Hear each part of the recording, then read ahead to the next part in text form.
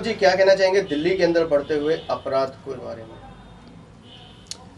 दिल्ली का अपराध तो यही कहूँगा कि एक गढ़ बन चुका है दिल्ली का क्षेत्र जितना भी है। बाहरी लोग, अन्य राज्यों के लोग यहाँ आ रहे हैं, कहते हैं यार अपराध करना दिल्ली में करो, साला कुछ नहीं बिगड़ेगा, किसी का कुछ नहीं जानेगा। खुलेआम अपराध। जब दिल्ली का एक मुख्यमंत्री सुरक्षित नहीं है, जो आता है उसके थप्पड़ मार देता है, जो आता है उसकी आंखों में मिर्चें डाल देता है, उसका कोई कुछ नहीं बिगाड़ पा रहा। कोई अपराध ऐसा नहीं है जो दिल्ली में ना आ रहा हो। जहाँ देखो अपराध, बलात्कार खुलेआम हो रहे हैं, चैन स्नैचिंग खुलेआम हो रही है, गुंडागर्दी खुलेआम हो रही है। कोई सुरक्षित नहीं है। किस बात का डर है अपराधियों में? अपराधी फल फूल रहे हैं।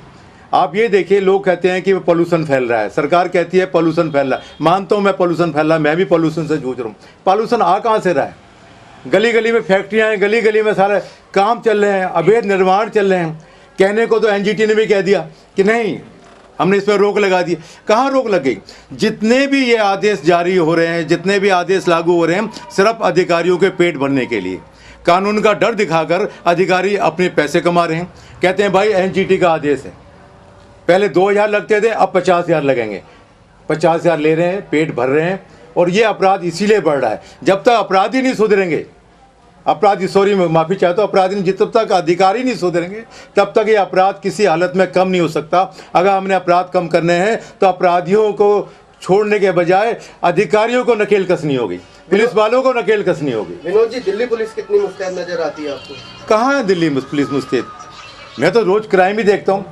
मैंने अभी एक खेड़े पे एक पुलिस बूथ बनवाया है यहाँ पर, अपने लागत से बनवाया। हमने ये सोचा था कि पुलिस बूथ बनेगा, लोग सुरक्षित होंगे, शराब का ठेका पास है, लोग दारू नहीं पिएंगे।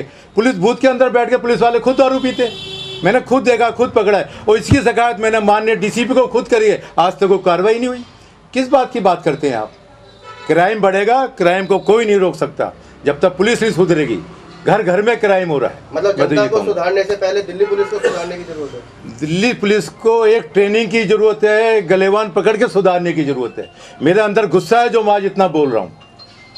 ये मेरा गुस्सा मेरे ही गुस्सा नहीं है, ये आस पड़ोस लोग, जनता, हर आदमी के अंदर गुस्सा पनप रहा है, जो आज ये निकल के बाहर आ रहा है। अगर सुधारना है तो दिल्ली पुलिस को सुधारो, अधिकारियों को सुधारो, क्राइम कम हो जाएगा, दिल्ली अपने राह पे चल पड़ेगी, सुरक्षित हो जाएगी। और जब तक सुरक्षित की मांग करेंगे आप, ऐसा संभव ही नहीं है कि पुलिस सुधर जाए। पुलिस नहीं सुधरेगी। आज देखने में आ रहा है 16 से लेकर के 20 साल के लड़के अपराध में लिप्त हैं। ये गलतियां उन लड़कों की नहीं मानता। ये गलतियां नंबर 1 पुलिस की है, नंबर 2 गलती उनके पेरेंट्स की है। पेरेंट्स ने जो है अपना समय उनके पास नहीं है, उन्होंने बच्चों को मोबाइल पकड़ा दिए हैं। मोबाइल जो है क्या चीज़ नहीं है मोबाइल के, मतलब बच्चे हर चीज़ देखते हैं मोबाइल पे, फिर उसको देखते हैं कि ये क्या चीज़ है, इसको प्रैक्टिकल करके देखें। वो उसको प्रैक्टिकल करते हैं, क्राइम बढ़ जाता है।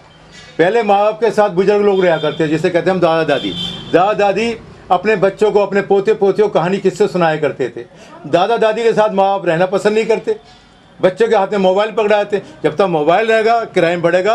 और क्राइम बढ़ाने के लिए अगर आपको रोकना है, इस क्राइम को रोकना है, तो आपको मोबाइल बच्चों से हटाना पड़ेगा, संस्कार लाने होंगे, माँ बाप को साथ रखना पड़ेगा। ये मैं एक लॉजिकल बात बता रहा हूँ आपको, ये मेरा अपना अंदर का गुस्सा है।